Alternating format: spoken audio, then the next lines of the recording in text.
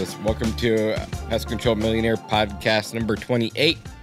Today is one of my really good friends, Cory Bettinghouse. We've known each other for quite some time. Have some really good stories going back that we can talk about, especially one that's on his shirt right now. Not only the pink shirt, but the logo as well. So welcome, Cory. Cory is out of Reno, Nevada. He's got, your wife's name's Brandy. You got, how many kids you got right now? How many kids you have? We got three. Three kids. That's what I thought. 8, 7, 5 now. Yeah, you're not getting any younger, that's for sure.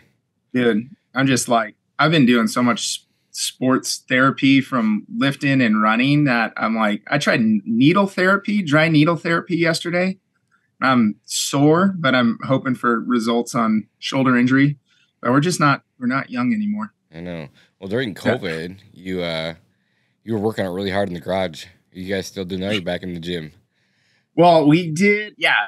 So COVID time, which is kind of interesting because I've never been a huge social media presence guy. And that was the one. I had a buddy in town, a couple business owners here, which is one reason I got involved in like EO as well, was because COVID hit just like that. You're just like, oh my gosh, what are other business owners doing with the shutdowns? And so one of my friends owns 2 gyms in town at the time. And he was like, I'm going to online platform. We're trying to create teams. I'm like, yeah, I'd love to participate if you don't mind me, jumping in. And so we did that. And he was just trying to get some awareness going of like, hey, we're still working out, still at home, trying to get people and trying to find value, I think, for their customers because nobody could meet. So we just started posting, and that was the thing. It's just daily post of your workouts, and your team's got points for doing that. I swear, still we'll see people today that like, oh, wait, you're so-and-so's friend. I remember watching your videos in 2020 of you and your wife working out in your garage. I'm like, how? Like, I have no clue who you are. So, but we continued it. Yeah, we didn't go back to the gym. We just built out ours and got a nice rack and row machine and treadmill and bike. And so we've just been continuing that at-home workouts, which is nice for my wife and I because it's kind of like our time. It's right after work. Just get into the gym. Kids watch a show. We're there for like 45 minutes, knock it out. But it's a good shoulder to shoulder and a little face-to-face catch-up time as well. That's super awesome. Well, welcome to the show, Cory. Appreciate you being here. Thanks. So we've been trying to line this up. Of course. Appreciate it. You're a stud. Of course, you're like top of the list. Just figuring out the right time to make it work for both of us. I know, man. Well, I appreciate it. Yeah, cool. So why don't you just start off start us off by telling us how you got in the industry, walk us through the process of where you started and then where you guys are today. And then from there, we can jump into some really cool topics that you have for us and ready. Cool.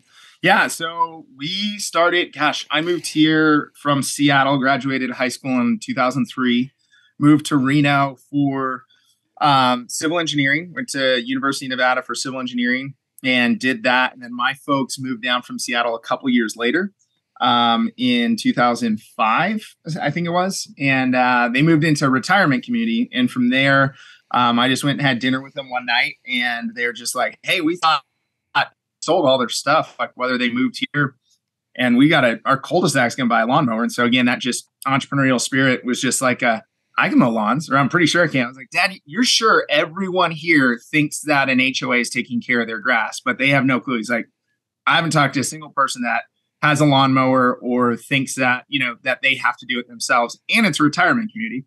So I just went home and made just a little Word doc. I mean, man, it was $5 for your front lawn mow. It was That's awesome. I think it was $5. Yeah. Anyway, it was, and I ended up getting like 30 customers before I even owned a piece of equipment. So, and then went out and just scraped those good old college beer money dollars together and bought a little used residential mower and a string trimmer. And I decided to go with a broom. I thought a blower was too expensive. Regretted that after about one season. And then before I knew it, man, we had like 60, the word got out, 60, 70 clients in that same community. So I had this mentality of like, man, these homes are small and I'm not charging much, but I've got 10 customers on a single street. Yeah.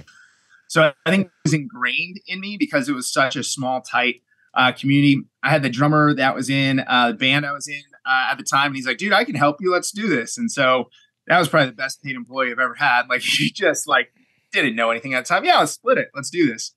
So just did residential for a few years. And after like 3-4 years, it's like, okay, let's get out of this community. But I think I built it up to like 150 customers in that community. And then to the market crash is right when I graduated with civil engineering. Because again, Yeah, I know. Wait. So this was just, it was a side gig for me, but it was producing enough money to, pay tuition and pay rent and, pay for meals and stuff while you're in college. So I had planned on getting an engineering job, but when I graduated, there was no jobs available.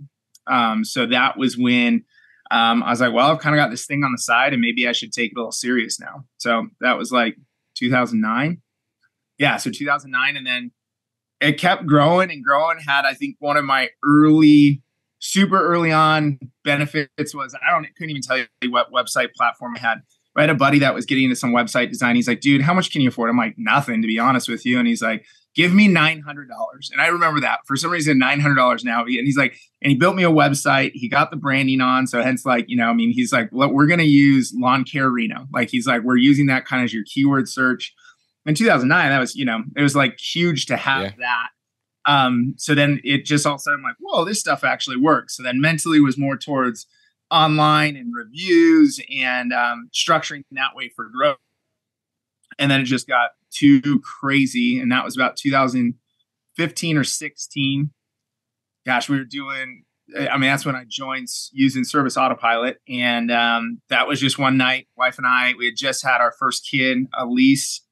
I want to say we were probably doing like 380 in revenue, something like that. Had a couple employees. But we were, date night was Brandy and I sitting and doing invoicing, just at least we did some email invoicing, but everything was off of a spreadsheet that I printed off and manually inputting everything in. And I was just like, there's gotta be a better way. And so that was that night where legitimately just Google search cloud-based platforms for lawn service. And that's when Service Autopilot came up and took that leap and then made a couple key hires. And then it's just been gangbusters ever since. Yeah. There's a lot. Yeah. But that's kind of early years, I guess you'd say. Yeah. But that's so 2016 is when you got Service Autopilot? So you said roughly 15, 16? Yep. 2016 was when was the first year that we started. And you're doing about 380 then? 380,000, I think was that year. And then we went to I have to get the numbers exact, but I think it was it was almost double that first year, getting some organization, some more processes. And then I think it was like 890 and then it was 1.2. And we finished last year at just over 3 million. That's awesome. Congratulations. Oh, it's cool. It's funny to see those people come out of that group that are all they grew together and are all killing it now. It's really cool. Was there 20 of us in that group that just all started working together and just, going back and forth, bouncing ideas off each other, and all just started scaling all at the same time. So it was really cool. Yeah, man. What was the year you joined? I feel like we were pretty close because we weren't the OG crew. We were a year after. So I was at SA3. Yeah. I was at SA3. So that was, I think, my first one. The one that was it wasn't the downtown location. It was almost like an offshoot location. Yeah. So that's the first one I was at. Michael Callis was the speaker that year. And that was the year that I joined. So the day that I signed up for Service Autopilot is the same exact day that I joined the academy. Oh, so you went to the conference not being a part of Service Autopilot yet? Nope. Backwards. I signed up because the conference is November. I think I signed up in March or April, somewhere right in there. So we have the same story then. That's literally signed up March right before the season went. I'm like, man, I don't even know if I'm going to implement all this. But then once we got there that winter, I think it's also funny. I was joking with Jordan Webb this last week. Our family was in Hawaii and we visited his whole family. So our whole family's got to hang and had some dinners with them. But I was like, dude, you were like the celebrity back in the day, man. You were like the Jonas. We were like that, man. That guy. He figured it out. Like, oh my gosh, we need to do exactly. And I remember showing the video. That's like half of the joke of I showed it to my wife and she's like, whatever he's doing, you need to do. So then that was signing up for Academy and signing up for the conference and stuff like that. But yeah, man, it's crazy game changer. Like when you can learn from other people and learn mistakes and get wiser before making those mistakes, it is a key element to business that fast forwards, exponentially faster. Because I've even sat in a group circle out here, joking with people. I was like, guys, I'm not all that smart. I just find and relate to people that are smarter than me and learn from them. and learn from their mistakes and then come back and try and implement something here. 100% And so spot that's on. a huge part. And that's what, Academy and Service Autopilot's been. Yeah, but you see, like, the people that implemented, they took off like a rocket. Yeah, compared to the people who were just in there just to be in there for whatever reason, But the people who did the homework, did what they were supposed to do, did what they're told to do, they all took off like a rocket. Yeah. Yeah. And I mean, there's still stumbling and stuff that goes along the way. But I think, like, because it's hard. I'd say you still have to, not that you have to get to a certain revenue point, but depending on how you can value cash and how very specific and intentional you are with it.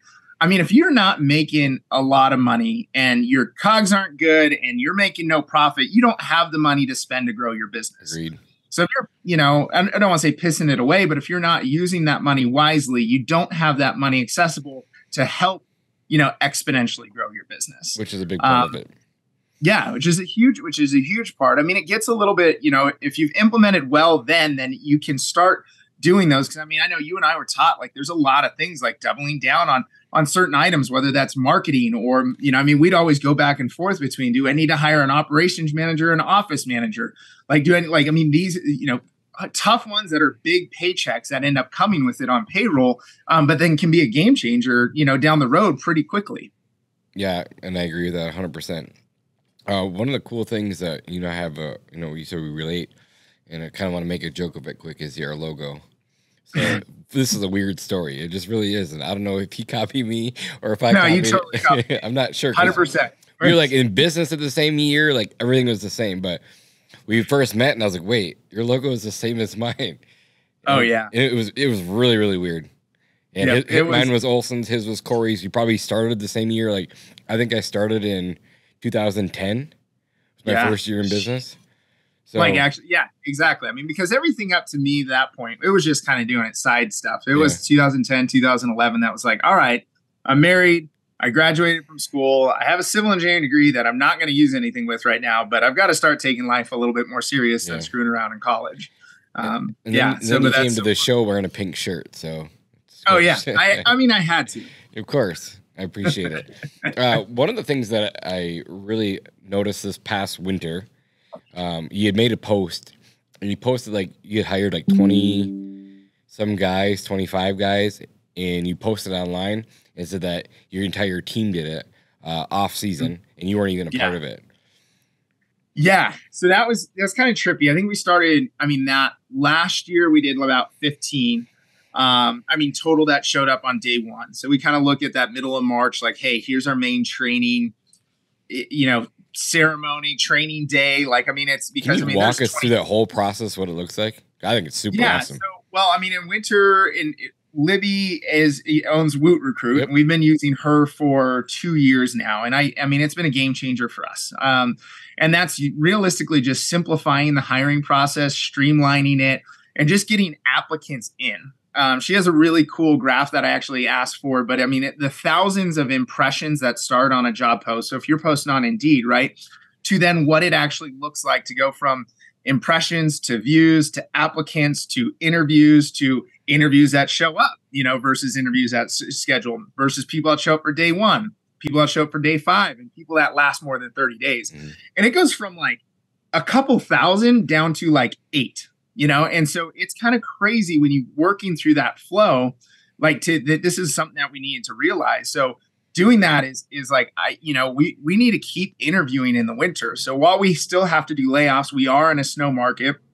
We do some residential snow, but it's not enough to keep all of our staff on. So I think we ended peak season last year at about 45. We're right now at 52 employees.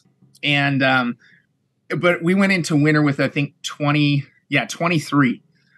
So we were able to sustain that amount for winter, but we just had to keep on interviewing. And then it's just the touch points, guys. If you've got an A player or an A interview person that you like, that hits some of the qualifications. Again, we're not saying, hey, they've been in the industry for 10, 15 years. It's what, our culture. Like, Alberto, you're our operations manager. Our culture. Do they fit with our culture? Do they have a good personality? Is it somebody that you could trust that you would want to bring over to have dinner with your family, or something like that? What is something that's core about them that you do like, and keep that ranked up? And so we we're able to just keep the touch points, because there were some people, again, when you're interviewing, December, January, and you're telling them, hey, I'll have a job for you in 3 months, is really hard. So some of those people do fall off the list, but you just got to keep the recruiting. You got to keep the bench warm. You've got to just keep on driving on those interviews and then following up with them. Hey, we got 8 weeks left, 8 more weeks. You still good? Yeah, still good. Just give me like a 2 weeks. I'm working a warehouse job for the time being, but I know I want to work for you guys this summer. And so that's just kind of how that process continued. I mean, we got to, right now we're running outside of our FERT and weed and irrigate, outside all our other crews, our maintenance crews, we're running, I think 11 mow crews and 3 bike crews right now. And we had 2 people for that team. Once we had kept the people, upgraded people to some of our cleanups, or been training for spray, or some guys were transferring to irrigation division, we had 2 people left over for mow coming into the season, and it hits the ground running. Like, I mean, as soon as that week where you get, 70-degree temperatures, it's the classic Home Depot weekend, right? And like everyone's calling. Yep. So we, on March 15th, then, between that process of nonstop interviews throughout the winter, touch points throughout the winter, we had a roster of about 20 we got, and then we were able to kind of really hit the gas, pushing some more in those last 2 weeks of, really ramping up some ad spend and things like that for interviews and pumping through some more. So I think on that first training day, we had just right around 25 people. So just trying to organize that. And what was crazy is I didn't realize that I would also be gone because of the winter we had. We still had snow on the ground for our original week training. So I planned on being around for training week, but we ended up delaying it 1 more week. And I was out of town. So our whole team, the interviewing process, I mean, my role in interviewing process was, hey, if I by chance walk by, I was introducing myself. But I mean, our front office is offering coffee to applicants, any snacks, anything like that. Just welcome, kind of show them around a little bit, really basics. But then it's just a lot of people would see what our reputation either is online, or check out our website and see like, wow, they got a really clean website. Oh, their trucks that are in the yard are looking clean. Like, there were aspects that were looking good to it. But in the end, it came down to, I was out of town. We had 25 trainees, and our field manager, operations manager, and our main office staff and dispatch manager, the 3 of them kind of coordinated, spent a day doing like some paperwork, onboarding. Our field manager built out a really cool just training day online thing. So that include videos that we made in the winter for training, a couple little quizzes, all the basics, yep. Right? And so we could knock all those out. And then they separated out the rest of the week of, okay, you're going to take these 10. We're going to go to these handful of properties that we're going to, we didn't charge our clients. We just reached out to a handful of clients and said, hey, we're looking for training opportunities. Can we show up at your house? We'll make things look good, but everything's dormant. So you're trying to do what you can. But the problem is if you wait until things are green, you're screwed. Yep, too late. And so that was it. So we did the best training we could. I mean, I can tell you within 3 days, we had 3 people who were like, nope, this isn't for me. And then so it was just, it was tough even with our staff, because then we got to a point where we were good. We even had 2 over. And I was like, but we're only like 10, 12 days in now at this point in time.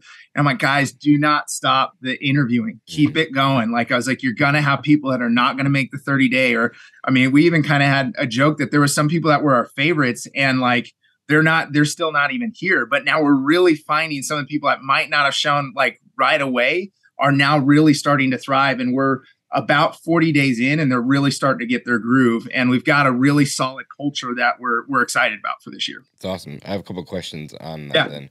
As far as touch points, when you're following up with these candidates, right? How did you automate that? Or were you doing it just was your managers picking up their cell phone? Were you doing it through service autopilot? What did that look like? Man, that would be a great idea, but we didn't have them in service autopilot as employees until they're actually employees. Okay. I think that'd be ways to change, but right now it was just kind of keep an Excel list of the roster of who we had, what grade rankings they had given them, like if there was just A, B, or C. Then some of the basics. Like, I mean, obviously you've got to have X amount of employees that have a driver's license. Yep. Like, you can't have 50 A players and none of them can drive, because that's going to get you nowhere. Yeah. So. And there's some really cool apps out there like Textly, where you can just build out like a texting platform. Where it's relatively inexpensive. There might even have a free version, But yeah, it's Okay. just called Textly, where you just put up a almost like an email or text campaign just to keep in touch with those guys too. Yeah. Yeah, that's great. Yeah, I mean, everything we did was just on the manual side throughout the time with the checkpoints. I mean, luckily it was winter. A lot of our rocks and stuff that we were working on is mainly towards our hiring and onboarding. But it would be because, I mean, again, as we continue to grow, if this turns from 20 people to 50 people that we're trying to hire on, day one, then that's a lot of touch points doing manually. Yeah. And how many interviews do you think you guys did in the off season? And what was your retention from the interviews that you hired? And what was your retention from those that started day one? Would you guess? Do you know the number? So are you saying the interviews that like total interviews we did, or interviews that we wanted the applicants? Let's go with both. Let's see. How many interviews did you do throughout the season? How many people did you hire out of those interviews? And then how many people stayed on from day one? Jeez Louise. Okay. I don't need perfect numbers. Yeah. I mean, I would say like if we were to just take a stab, even in the middle of winter, we were probably having at least 10 interviews a week. So times the 3 months. So, I mean, we probably had 100. I would say a safe guess would be between 120 and 150 interviews. And from that, we hired the 25 out of the gate. From that 25, I think we have, from that original 25, I think we have probably 18 of them left. And it'll be down to 17. I'd have to double check, but somewhere around that. And then we've hired some more that is coming into it. But that kind of shows you that process. So like a quick math, top of my head, 20% retention. Oh yeah. Yeah. So, I mean, it's crazy. And then we, and the other thing that I think we learned is because, I mean, that there's a lot of hard work that goes into this in the off season. Yep. So the tendency though is like, okay, they're good. They've had their training day. They've had my SOPs that have been written up. They should be able to do it. So they should be good to go. And it's like, no. And so, I mean, what we're trying to train our team with right now is like, for our field managers, like, dude, you're their cheerleader, man. Yeah. Like you've got to get out there and like, you're doing the quality control checks. Like, I mean, our theme for this year is quality people doing quality work. I mean, we really wanted to hone in on quality this season and hiring the quality people to do that. And so with that, then it also is coming into very specific quality control processes that we're trying to build out and then coming alongside of them. And it doesn't matter. I mean, even if it's the perfect crew and you got a great crew that's going on, man, if you can come out and you've got some waters on a hot day, or just, a couple bags of chips or whatever it is, like, hey, how's it going? Good. You need waters or any little snacks? Great. I've noticed I checked out your last 2 homes and they look fantastic. Just want to let you know, you guys are doing a great job today. Yeah, I mean, that goes forever if it's in person instead of behind a computer looking at a couple pictures and a text saying, good job, and I know that there needs to be a balance, but man, getting that, building that culture, working on the quality is seeing that their lead teammates, their lead managers are out there alongside of them too. Yeah, I like that because leaders lead from the front, right? Yep, exactly. I like that a lot. That was an interesting one. Sorry to detour. This year, we actually had in one of our level 10 meetings, I've been very specific with my crew, even though maybe I'm not here and grinding as hard. Like, I mean, they know that has happened, but something came up in one of our major meetings about like a closeout, one of the managers being around for like the last team members in. And it came up, and we're still testing through it, that they would do a rotation, that one manager would be here as a rotating schedule once a week, 1 week at a time, and to make sure that shop's closed up. And I knew internally, because I've got 3 kids, in baseball, trying to be dad, trying to be business, trying to do, side gigs too with entrepreneurship organization and with church, being a lay elder at church. And so like, I knew that capacity wasn't in me. And I broke down at the meeting. So I was like, guys, like, I'm glad you're putting this up because I think it is a concern, but I don't ask you guys to do something that I'm not willing to do. And I'm telling you right now, I'm not willing to stay around till 6, 7 p.m. at night. And I mean, so it was cool to see the team come around. We're still trying to figure this out because there is a little bit of an issue we're trying to do, but I was like, I'm not willing to do this. So I'm not asking you guys to do it. And they're like, nope, this is something we want to do. We have zero intent for you being a part of it. But I mean, like you said, leading from the front, I was like, this is not an idea I'm going to implement if I am not willing to do myself, unless they're taking 100% ownership of it and it's their idea. Yeah, and I like that. So what I'm guessing is that your crews are coming in later because they're working on the field, but when they get back, there's no one in the office for them. Exactly. Yep. And so that's what we're trying to resolve right now because the wind here is terrible in the spring. And so our spray guys are starting at, they're filling up their tanks at like 5:45 in the morning, usually trying to get out, at 5, obviously if they get blown out, they can fill them up in the afternoon. But they're usually out of the gate by about 6:15. And then they're blown out by noon. So if you have, managers here at, 6:00 in the morning to start that to 6-7 o'clock at night, when a couple of the cleanup crews at jobs go over, it's ridiculous. So that's something we're trying to figure out. But I was proud of our team kind of coming up with an idea but the struggle being that I'm like, I'm not willing to do this. So I'm not going to 100% ask you guys to do it unless it's your idea. For sure. And so obviously you said you're doing your level 10 meetings, so you guys follow traction pretty close, I'm assuming. You have an implementer? No, we haven't. So we did from that. Were you at the I wasn't at that one, but I met all the same guys, have the book. Yeah. Yep. So exactly. So kind of took that crash course weekend. Yep. Did some self-implementation, and then a business coach I've been having here. So it's a bit of an integration of it, through reading traction, implementing that, and something that works for us. But I still think, relatively close. I'd say we're like 70% of the way there. I'd say that's about where we are too. Without hiring a coach at the time when I first did it, there was no traction coaches even near me anywhere. But now you can do read through Zoom, so that will change things going forward. But we're about 70% there. We're not 100%. We still do our level 10 meetings every week. We do our offsites. We go through everything. So we're on the same page there. What are through that hiring process, what are some things that you learned through all that the people listening could, maybe that you didn't do a great job of, or maybe something that you did a really, really good job of that you could teach us that worked really well or didn't work really well, you learned from? I'd say that there's a tough balance, especially, if you are human and you care about other people that are around you. There's still a certain level that any of the managers and myself, if we hire somebody, I have the responsibility to myself and the people that have been here a long time, but I'm also still somewhat taking on this responsibility of, you are entrusting me to give you a job, and I'm entrusting you to do that job, and I will pay you for that. So there's you got to pay. This is somebody that's coming that needs to pay rent, that, probably it might have kids or home scenarios and stuff. So there is an emotional level that gets tied to even a brand new hire. So finding that balance, though, that is a slow to hire, which I think, again, we've done. If we all of a sudden just hired every person that came in the door from March 1st to March 15th, we could have done that. We still could have ended with 25 people in 10 days, right? But we would have had some very interesting people that don't fit with our culture. And so, using that slow to hire 3-month process of interviewing, vetting, continuing to follow up with them, and then being quick to fire. And sometimes that is what gets hard. And it just really gets difficult because you see something about a personality, or you hear a story of a home scenario that draws an emotion out of you. That's like, I want the best for him. I want the best for him. But it's so hard to know that it's like, man, they're still not cutting it, and they're not a job. And we're also responsible here for the other employees that are doing a good job and are holding to our standards and are, doing our core values that are here. We need to be able to hold those people to those standards as well.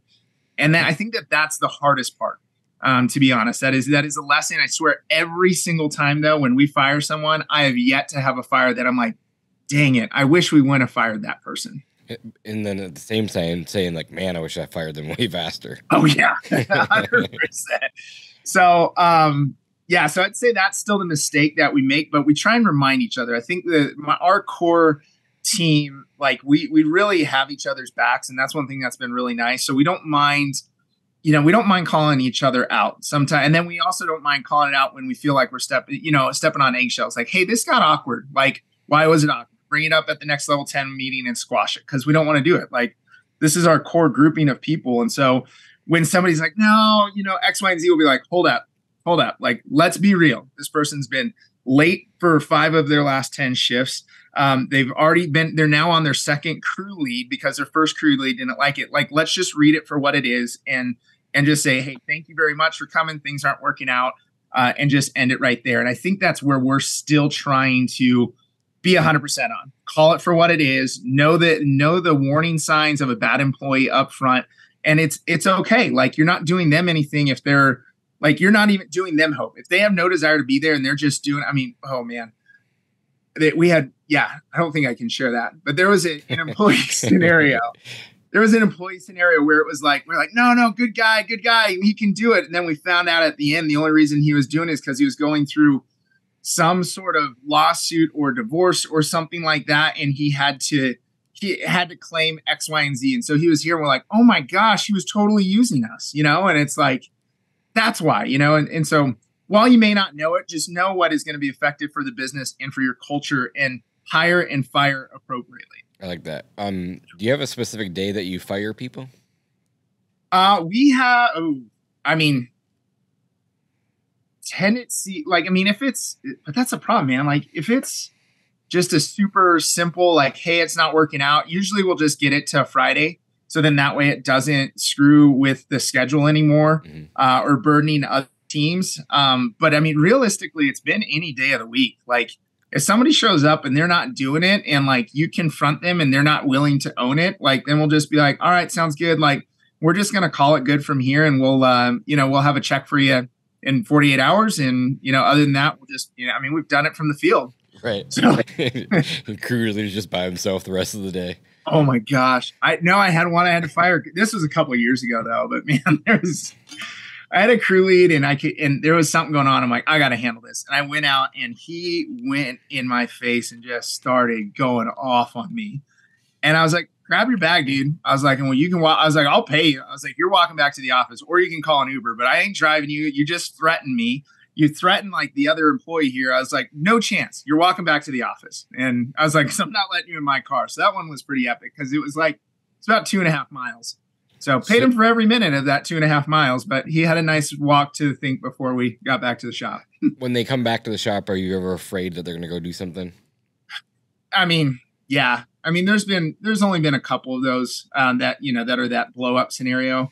Where it's like, you're just, nothing's really ever happened, but obviously when you get that adrenaline going, both parties, you just don't know what's going through their mind on the back end. But to this day, usually it's like relatively level headed by the time. You're a pretty calm guy. Like, I don't think I've ever personally seen you mad ever in my life. Usually, but it's always on good terms, right? We're usually having fun somewhere, or learning somewhere. Yeah. So I've never really seen you angry. But I can't really imagine you getting too hot headed either. No, I still remember there's one when we were still working out of my garage. I had one employee and I had put 3 notes on his list for service autopilot time. And he didn't read the notes. I was already at a 10, and a 10 for me, like you said, isn't I'm not punching holes or in walls or anything like that, or screaming and yelling at employees. But there was one, he came back. I was like, hey man, you did that thing, right? You saw the note that you did that thing. He's like, no man, I didn't. And I just slammed my hand down. I was like, what the F? And then immediately I'm like, oh gosh. And I walked away and I breathed and I came back. I'm like, I need to apologize to you. That was totally inappropriate of me. And just own it. But I was again, I want that respect. So I want to be able to give that respect to any of our employees as well. But it's crazy. I think that's probably the hottest I've ever really gotten.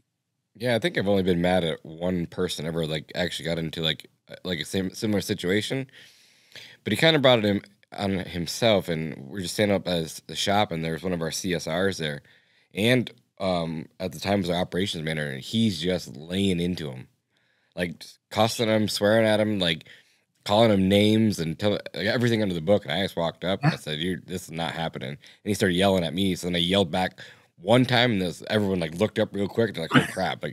Jonas is mad now. You've never seen him mad before. Yeah. There was one time here, I broke, it was internally, I think there was something, and I'm like, I'm not going to take it out on somebody else, but we had this loose gate too. And it was just to our deck. And it was the one time I was like, I'm tired of this loose gate. And I just ripped it off. Yeah. And everyone is like, nobody talk to Cory right now. I'm okay now. I got it out. And it's funny because I think 10 minutes after he left, I was questioning myself, oh man, like I felt bad, right? Because the human side of me is like, oh man, I probably shouldn't have done that. And then I'm asking all the office, like, was I that bad? Was I okay? Like, no, you're totally fine. But I was like, I want the respect too. Like, I shouldn't treat people that way. But I was kind of standing up for my people too at that point. Yep, absolutely. You brought up snow in your conversation. Why does everyone say that except for Chris Thacker? Gosh, because I mean, yeah, Thacker loves snow, man. He and I talk about it too, and this year I didn't want to talk about it with him. Gotcha. So I'm gonna assume that snow didn't go so well in Reno this year. But how much? Right, but it's not very much revenue. Like it's not a huge part of your business, right? And I know when we talked last, you just did residential, small residential using your just push snowblower, things like that. Single stage blowers. Yeah. I mean, most of our storms, we'll usually get 1 or 2 foot plus storms a year. But for the most part, 90% of our homes are 2-car garage, postage stamp, like in a neighborhood, super simple to do. Yeah. And probably 6 inches or less. And so a single stage blower is totally fine for doing that. I've talked with like Ted looking at trying to do the tractor model and stuff like that, but we just haven't pulled the trigger again because I just don't like snow. And so with that, it's the necessary evil for us. Like, It's like, hey, we try and do off-season cleanups, a lot of stuff. We'll do off-season odd jobs. I mean, we still kept 25 people on over winter. We were losing. I mean, we weren't making money, but that's what we also budget for. And then so snow kind of helps fill backlog because obviously if there's snow on the ground, we can't do the cleanups. But once it melts, then, we've got at least some jobs backlogged throughout winter. So snow, historical data, since I've been doing it, there was about, I want to say like 6 or 7 years of data I had that we had dispatched for on average 10 storms a year. The highest being, I think, 13 storms, the lowest being like 6. So when we priced that out, prior to this point, are you charging per service or is it yearly? Per service. It was probably like $40 to $60 a house or something like that each time. If it was over 6 inches, we've adjusted each year, right? So 3 years ago, again, Thacker, who loves his snow, we had talked, and so I got convinced, and still a great model, love it. I mean, we're going to do some tweaks, but great model because went to almost like the season pass, right? So it is based on historical data, and then what we based our pricing on was for 14 storms. So I'm like, okay, cool. If we get screwed, 3 or 4 extra storms from historical data, no problem. So the last 2 years have been super profitable, been amazing. 9-10 storms hitting that average. This year we had 31 dispatches for snow. So we priced on 14 dispatches and we had 31 dispatches.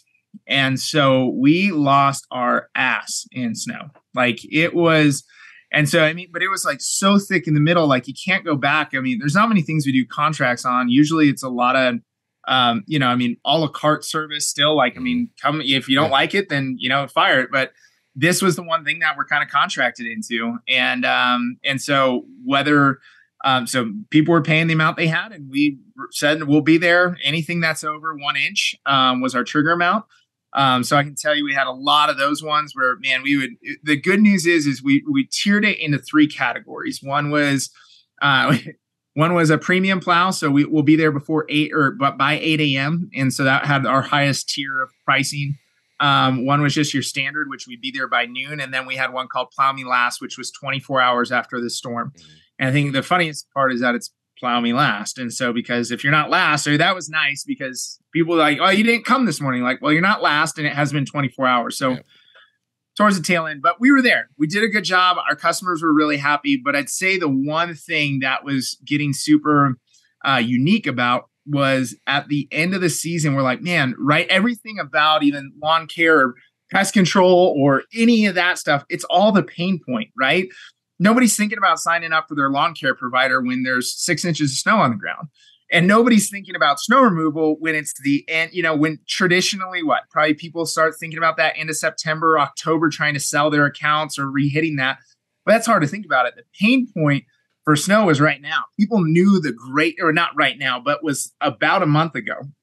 People knew the deal they were getting. People knew that it was a killer year. And so we took we took that and we're like, well, how do we recover some of our lost costs for this year, and take this into next year? And so we kind of, as a team, came up with, let's sell the spots. Like, there's nothing you're getting other than saying we guarantee that out of the 170 customers we plan on taking next year, you are one of them.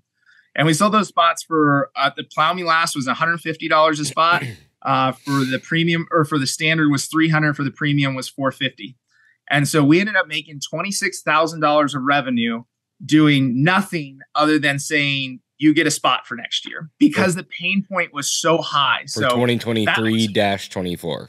Yep, exactly. Smart. Yep. So they get those spots, but it wasn't a down payment. It's nothing for that. It is just saying, here's your spot in line. You were a premium spot and you still want to be a premium spot. Great. You can get that, because if not, we're going to open this up at the end of the snow season. And so we're already sold out for next year's snow. And we made an extra $26,000 to help recoup of the lost revenue that we had just for getting it preloaded. But if I would have waited until September, October to do that, no chance people would have paid that. They would have totally forgotten about what happened last year. Nobody remembers what happened 2-3 weeks ago. But we caught them right in the middle of a storm, and it was just an awesome opportunity to just like help with the lost revenue of, just the accelerated payroll of snow removal. That's super smart. Did you come up with that idea? Yeah.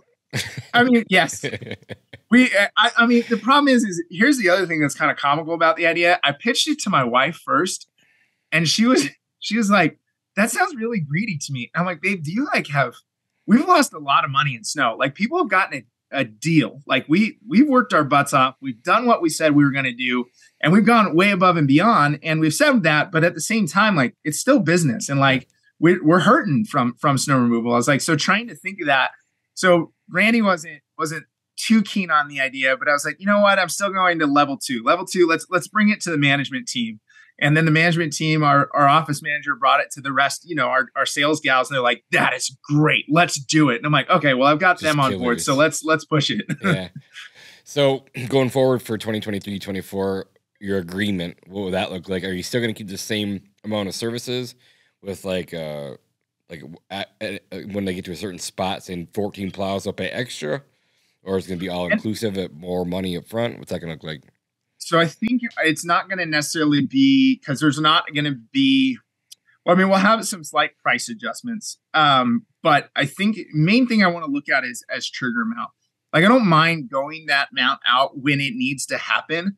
But what I think we really got sick and tired and frustrated of was the people that would just almost have us come out just because they could, and you're like, our region, I get when it's December, January, February, or really just January, February, and the days are short, the cooler temperatures at night, and that stuff's going to stick around and ice over. But once it hit March, there were so many of these 1-inch storms that people are like, why aren't you out here? I just went outside and it's an inch.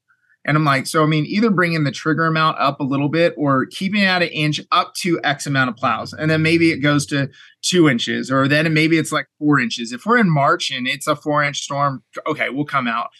So I think some of those fine tweaks, or we might also bring back our window. We were going all the way till April 15th. I think I'll probably bring that to March 30, just the end of March, because we ended up having 3 more storms at the beginning of April. Right.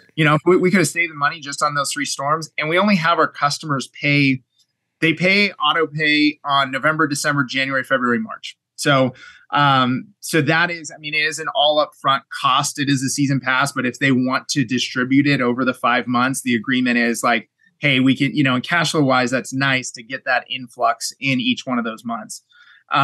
So to end that snow contract as well at the end of March. So I don't know. I'll probably go back to the brainchild of snow, which we all know as Chris Thacker, and kind of wrestle with some ideas again of like, all right, here was our pain points. Any recommendations that you got as well? So I don't know what your thoughts are on that, because you used to be at a snow market as well back in the day. Yeah, but we were more commercial snow than residential snow. So a little bit different. We're just dealing with contracts. They're paying out regardless. But we've had years where we got killed too. Like one time we got a 36-inch storm. Like, how do you deal with that? You don't. It took us 3, 4, 5 days just to get unburied. It was a nightmare. Oh, so I remember those days too. But residential would be so much easier. Not up at 2 a.m. or 24 hours a day or 36 hours a day. You're just going out there doing quick cleanups. But yeah, I think on the residential side, a 1-inch trigger is just, again, but that's what you're used to, right? Like you're not used to getting a ton of snow. Like here's a 2-inch trigger. That's where we start at. But we're used to getting 4 to 6, 8-inch, 12-inch storms. So it's a little bit different. But yeah, so I would say like I would look at the ceiling, like, okay, so we're typically doing 14 plows a year. Like, okay, well, we're still going to guarantee your 14 plows. Maybe we throw in 2 extras, so we're up to 16. Have it from September through March 1st, and then anything above the 16, they're going to charge additional price for. Yeah. Because you can't just lose money either. Like, there's that ceiling there, but then after the ceiling, they should get charged an additional fee, whatever that is. Maybe it's per time. Yeah, per time that comes out. That's where I want to find out, because I mean, obviously, yeah, I mean, you are rolling the dice a little bit, you know, I mean, but at the same time, what sucks, and I'm very grateful for, is, I mean, we had a great year last year. And so, like, I mean, we had a lot of money in the bank, but at the same time, that money very quickly, like, I mean, at the end of this snow season, I was like, thank goodness we had a great year. Yeah. Because I can tell you, if we had a bad year and went out into this winter with the agreements we had, we would have been in some trouble. Yeah. So some major trouble. Going back to last year when the winter was really good, did anyone question like, oh, we feel like we kind of overpaid for this year? There were a couple, and I mean, and some of those were really. And did they want their money back? No, okay. I don't think we did that. I think what we ended up either crediting like the final month that was on that, or we credit them the first month of the following year. You know, I mean, there was a couple people that came in and was like, hey, I joined in, you know, and you can look at it historically and you're like, okay, you did join late. You got it off of like, you know, someone was like, hey, let us, you know, throw you a bone. I'm also not going to be the stickler. Yeah. You know, I'm not going to let people dictate how we do it, because obviously you can't get word out there you're doing something for one person and not for another person. And so that was kind of where it's at. We were pretty stringent, but there was some very outside parameters. You're like, totally understand it.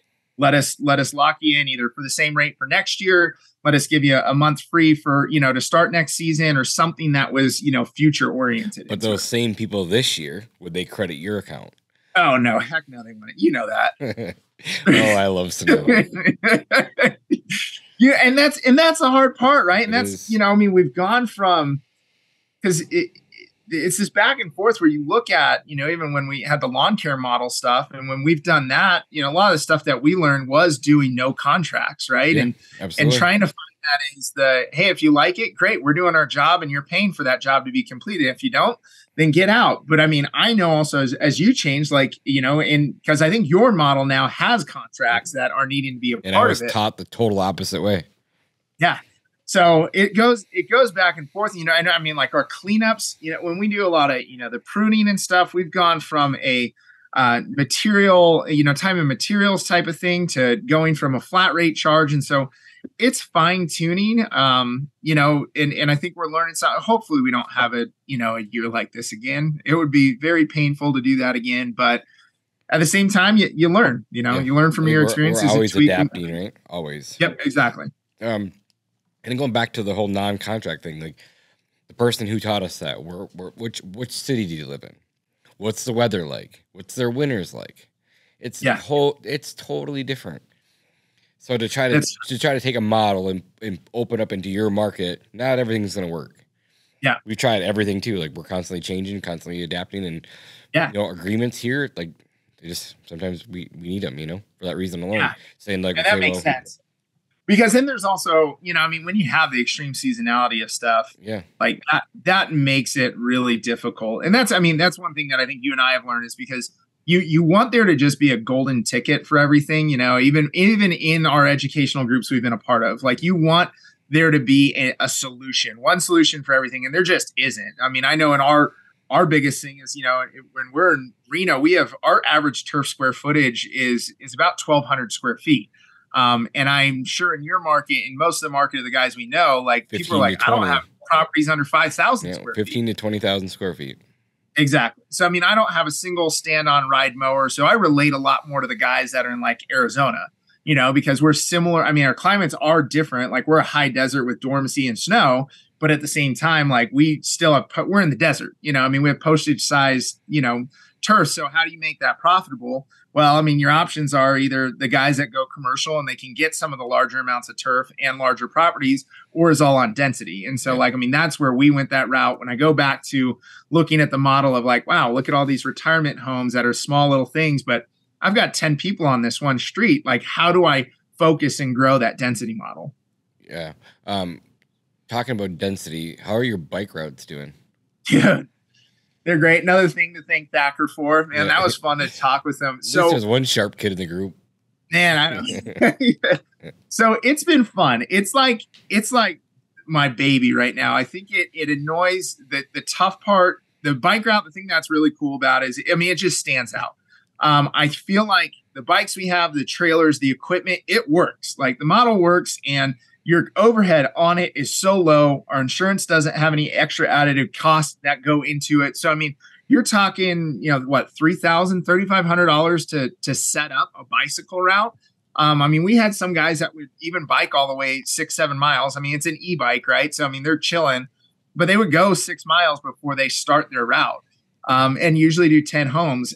So our difficulty right now is just finding the areas of desire. For some reason, we've had a huge desire for it right near our shop. But again, anything that we give them, unless they're building their route themselves, is taking away from our other crews, which then usually is a specific day. So we kind of needed to distribute where those bike routes are. And last year, the end, we had one.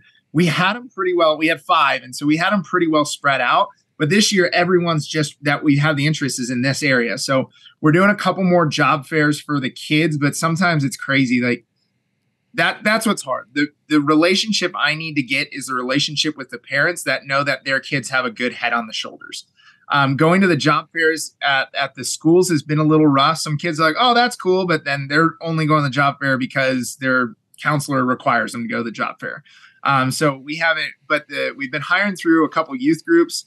Our church youth groups, actually, we just got one kid that I'm really excited about down south. He's going to take it. So he can take a whole part, right? It's like, cool, we got 15 homes that are in your neighborhood. This should generate an X amount of revenue. And then we give kind of like, it's not a pay for performance. We're still doing hourly, but a bonus on top of it. So like if they beat 40%, COGS or their labor costs on it, then we're bonusing them up to that amount.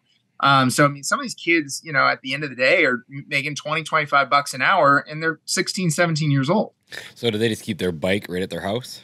Yeah. And so that's the thing is like, so the way that I desire to see it is, again, a parent that wants to have their kid really focus and understand what some of that hard work is, and get a job and learn how to make some money. And they're going to make some money doing this. So they're going to learn, what hard work looks like. Yeah, you're going to get out and sweat.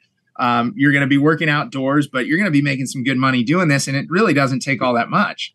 And then agreeing with the parent of like, hey, will you keep this in your garage? Because again, all it takes is somebody to hop on it and ride off. And then for them to be able to, because we do all electric stuff on it too. So like to be able to charge the batteries. Yep. Are you having these guys do like door hangers or anything like that?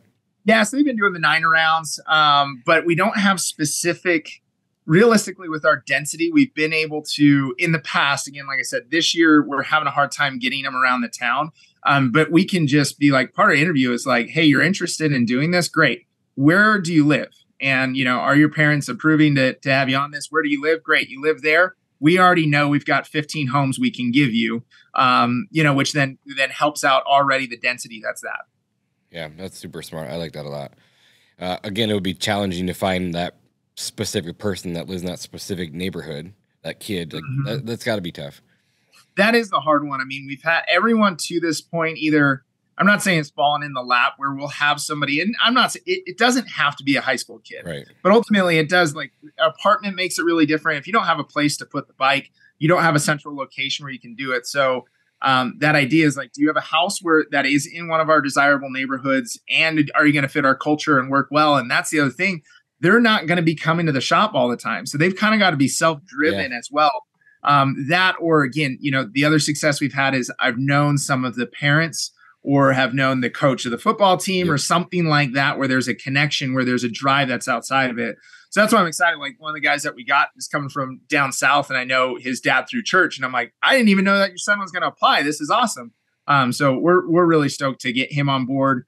We've got our office manager's kid. We got another kid. But they're all, we're all got 17, I think 17, 16, 17, 18-year-olds that are doing it. And it's been, it's fun. How many bike routes will you have this year? The goal is 5. I really want to just get 5 throughout the whole season. I did originally have a desire to get, I was like, I'm going to have 50 by 2025. And it's getting enough of the momentum. I think this is the most aggressive we got. And last year we got aggressive of buying all the equipment.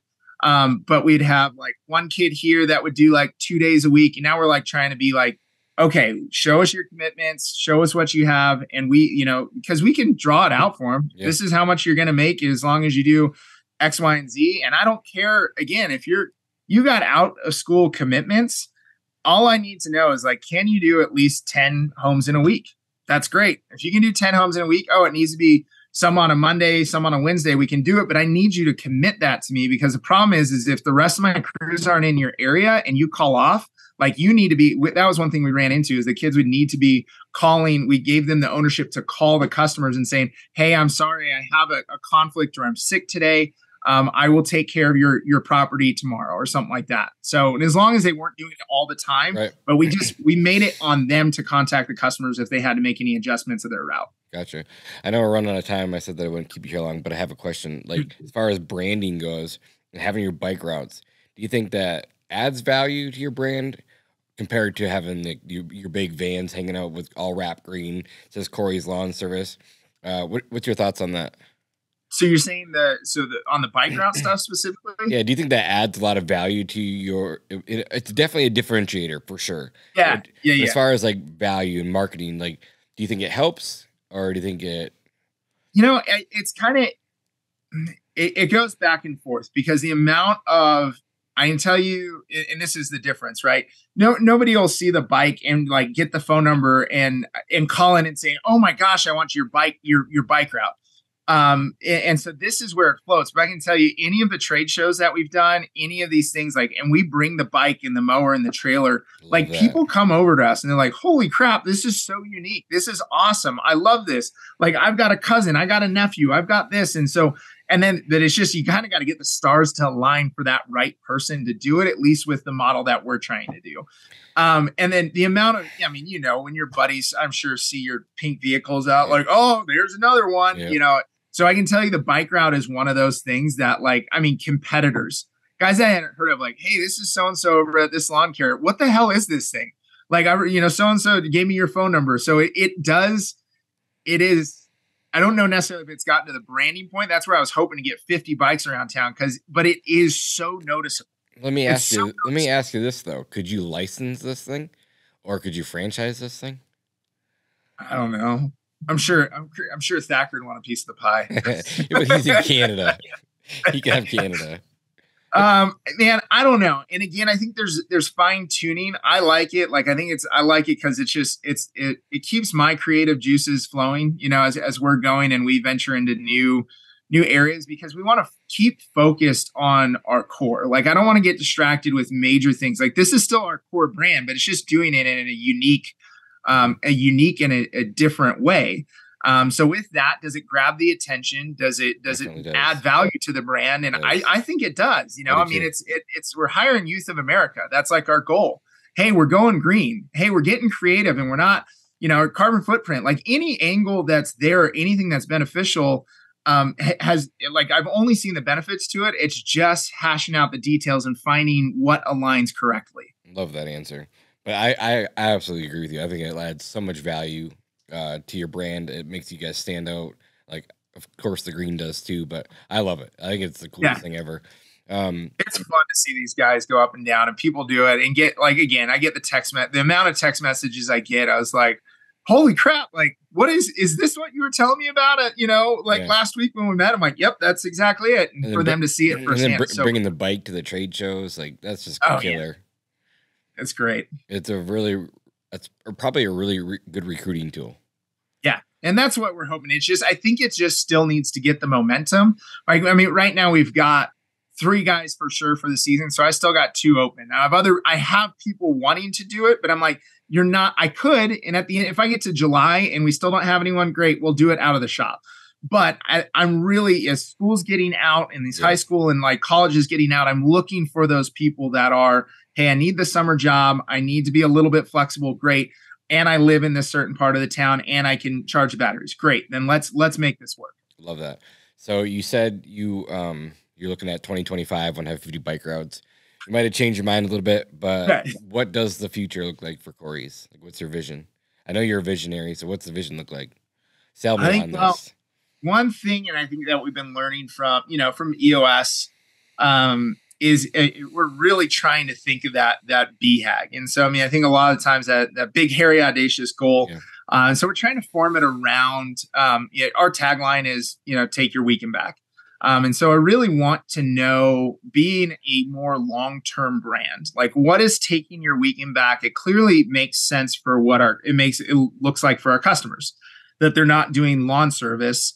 They're not taking care of their properties. Like they're going out and, camping with their families, going to baseball games, going golfing, doing whatever their hobbies, whatever they love doing. They're not doing lawn stuff.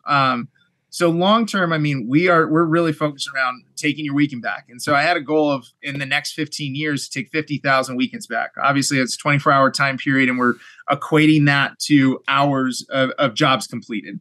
But I want to know what that looks like for our culture here at Cory's, for our employees. Like, I mean, I really picture this being a long-term gameplay.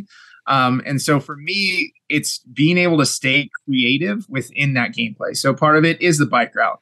Part of it is I've got a really awesome mentor and license holder for our fertilization weed control program. And it's fun letting him be able to design programs. What are we going to do? Focusing on fertilization and weed control.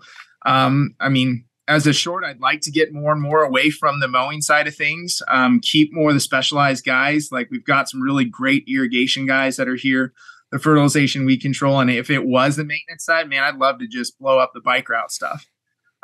So ultimately, we want this to be a place, like, for our employees. Like, I mean, we've done a lot of culture things that are trying to do. We've got a monthly events that are there. We have vision. We're getting pretty close to having to offer the major medical stuff. But we have vision dental. We have a membership program for a primary care doctor. So again, you're sick or get sutures or anything small, we've got a membership program that we do for our employees on that. We set up a 401k this year. So we're really trying to hone in that this is not like a churn and burn place. Like, and that's what's hard, is because you see it as so seasonal. So what does that look like for getting the buy-in for long-term employees? But I've got one guy that yesterday literally just came up and gave me, he's that idea of what that looks like. Outside of summer managers that have been here 6, 8, 9 years. This is a guy that started last year as a mower. And he got a pretty significant pay bump, but he went into winter. He's like, I want to stay on for winter. What does that take? Cool. Let's do X, Y, and Z.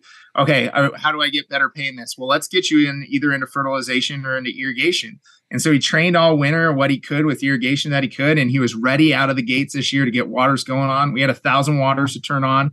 And he's just a good head on his shoulders, man. And he wants to stay here. He understands our culture. He understands what we're doing. And he just came up and gave me a big hug yesterday. He's like, dude, I just want to say thank you. He's like, I didn't think I'd ever work for a place that's like this. And I just appreciate what you're doing. I see your vision. I see that you care about your employees, and I see that you want to grow, and it's really cool to be a part of. And so for me, man, if I could get all 50 people out here doing that and having that, is the goal. We want this to be a desirable place to work, and not just they're good for the summer and that's it, and it's a job, and so trying to figure out internally what that looks like for us to communicate. But seeing something like him be able to do that yesterday was really cool. And cool, we're doing it. Right. We're setting something up and establishing careers and potentials for people's futures. Super awesome. Well, you're doing a hell of a job. Thanks, man. You too. I'm trying. I know. One day at a time, man. It's so crazy. It's crazy to think, again, just at a couple of those events and the conferences and stuff. And, thinking of those woes of just talking over, whether it's employees or the hours we're putting in or anything like that. And not saying everything's sunshine and rainbows now, but it's been cool to see the hard work and the payoff and what that does for for you, for me, for a lot of the guys that, took things and applied them and, and put the input in. Yeah, I agree. It was like you said, it's not sunshine and rainbows all the time.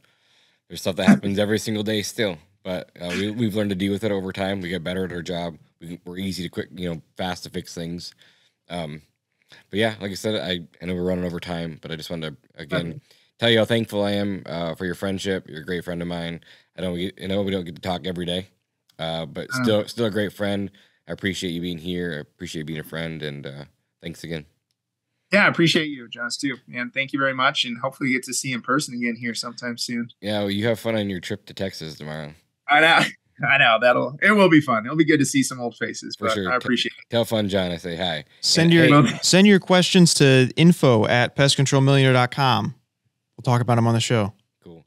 And with Fun John, I'm the one who made up his name, so don't forget that. Was that you? Yeah, it was me. Me. Man, I'll have to tell. Oh, that's great. He knows. We talk about it all the time. I don't think we can go into too many details of Fun John. I love Fun John. Yeah. He's awesome. He's a great dude. Cool, man. Well, I appreciate your time.